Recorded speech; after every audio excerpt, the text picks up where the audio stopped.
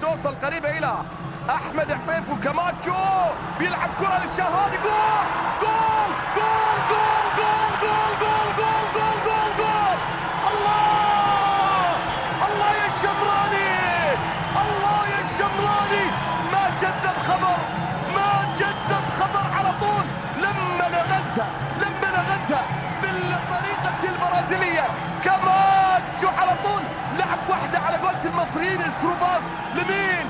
للي ما يعرف الجول لا يعرفها الشمراني صديق الشباك على طول في الدقيقة الخامسة من زمن الشوط الأول من المباراة. شوف الإعادة على طول. علقها ناصر بطريقته الخاصة جدا. يا سلام عندما يتعامل مهاجم فرد بطريقة ناصر الشمراني. على طول بيعلق كرة ساقطة في مرمى النصر بعد مرور حوالي 5 دقائق على بداية زمن الشوط الأول من المباراة. في كرة الشمراني كانت واضحة، محاولة موجودة. الله سابستيان تيغالي على طول بعد هاتريك الفيصلي وللوهلة الأولى. تيغالي الشمراني وتيغالي. عادت الخلطة للليث،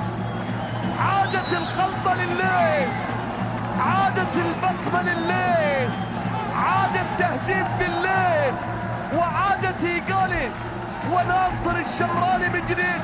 شوف على طول لما اللعبت من الناحية اليسرى. تيغالي واحدة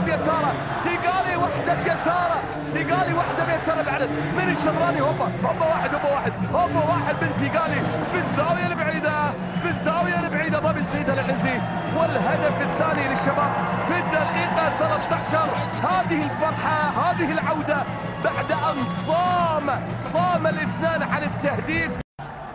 النصر تبلغ الحصيلة 11 هدف لناصر الشمراني في شباك النصراوية.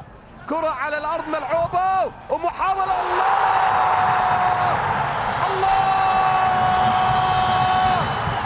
الله على الهدف الأوروبي من خالد الزيلعي. تمريرة حسني الزيلعي يعمل بليسنج ركنها على طول في الزاوية 90 في الدقيقة 87 من زمن الشوط الثاني من المباراة.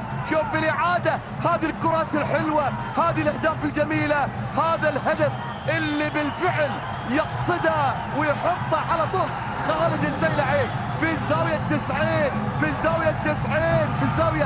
90 على النمط الأوروبي، وبالتالي يضيق الفارق إلى هدف مع دقيقة 87 من عمر اللقاء. خالد الزيلعي يسجل الهدف الأول في مرمى وليد عبد الله بهدف